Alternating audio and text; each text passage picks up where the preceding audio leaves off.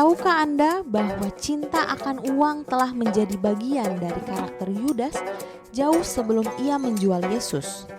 Lalu, mengapa Yudas Iskariot yang dipercayai sebagai bendahara dalam kelompok Yesus mau mengambil langkah tragis untuk menjual guru dan penebusnya?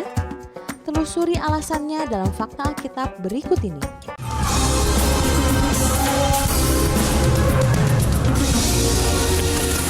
Yesus dan murid-murid masuk ke Yerusalem.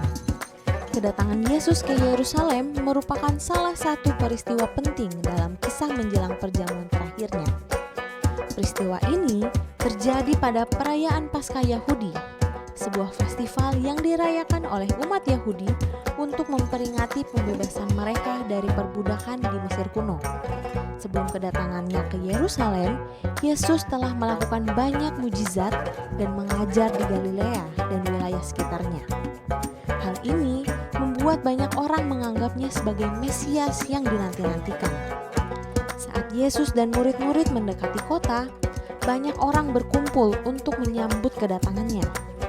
Kedatangan Yesus menyebabkan kegemparan di antara penduduk Yerusalem. Banyak yang berharap bahwa dia akan memulai pemberontakan dengan melawan kekuasaan Romawi dan mendirikan kerajaan politik di bumi.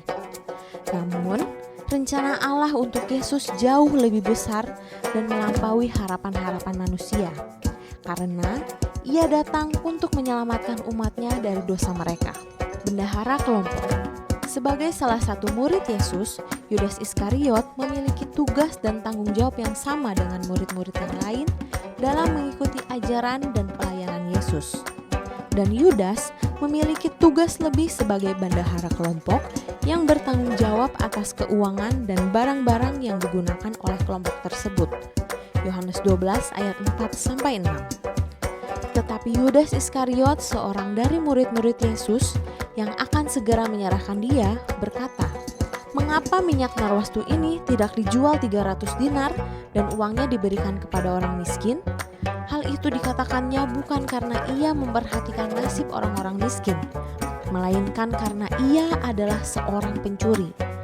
Ia sering mengambil uang yang disimpan dalam kas yang dipegangnya. Dalam ayat tersebut terdapat catatan bahwa Yudas Iskariot mengkritik pengeluaran besar yang dilakukan oleh Maria untuk meminyaki Yesus dengan minyak narwastu yang mahal. Dia berpendapat bahwa minyak tersebut seharusnya dijual dengan harga yang tinggi dan uangnya diberikan kepada orang-orang miskin.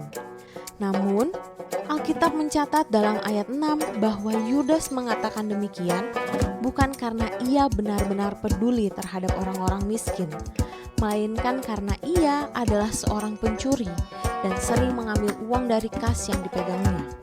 Dari ayat ini dapat disimpulkan bahwa tujuan Yudas Iskariot mengambil uang tidaklah tulus. Ia menggunakan alasan tentang pemberian kepada orang-orang miskin sebagai kedok untuk menyembunyikan motif sejatinya, yaitu untuk mencuri. Hal ini menunjukkan bahwa Yudas tidak memiliki niat yang baik dalam tindakannya tersebut, dan motifnya lebih kepada keuntungan pribadi daripada pelayanan yang tulus kepada orang-orang miskin atau kepentingan kelompok. Yudas dalam perjamuan terakhir. Sebelum perjamuan terakhir, Yesus memberikan pengajaran-pengajaran penting kepada murid-muridnya, seperti perumpamaan tentang hamba yang setia dan nubuatan pengkhianatan yang akan datang.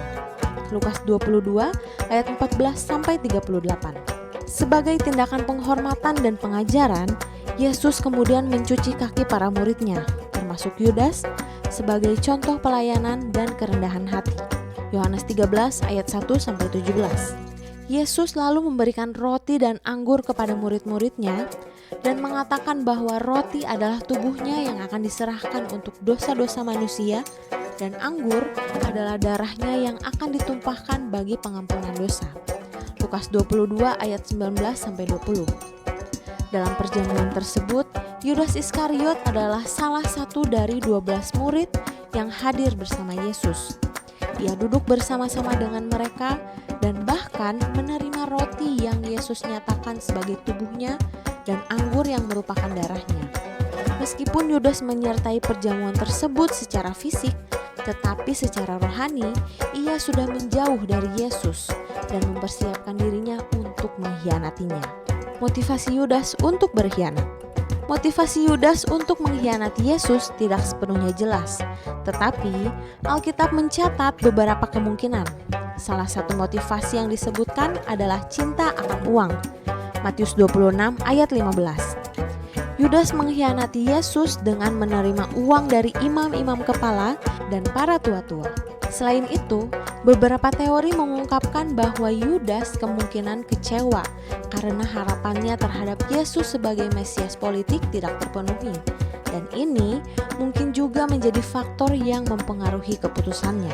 Peranan Yudas dalam kisah penyiksaan Yesus. Peranan Yudas dalam kisah penyiksaan Yesus sangat penting, karena dialah yang memberi tanda kepada penjaga-penjaga bait Allah untuk menangkap Yesus.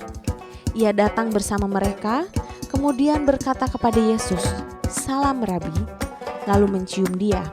Matius 26 ayat 49, yang menandakan bahwa Yesus adalah orang yang harus ditangkap. Tindakan Yudas inilah yang memulai serangkaian peristiwa yang berujung pada penangkapan, pengadilan, dan penyaliban Yesus. Dalam kisah pengkhianatan Yudas Iskariot terhadap Yesus, kita melihat bagaimana motif keuntungan pribadi dan kekecewaan terhadap harapan duniawi dapat menghalangi hubungan yang tulus dengan Kristus.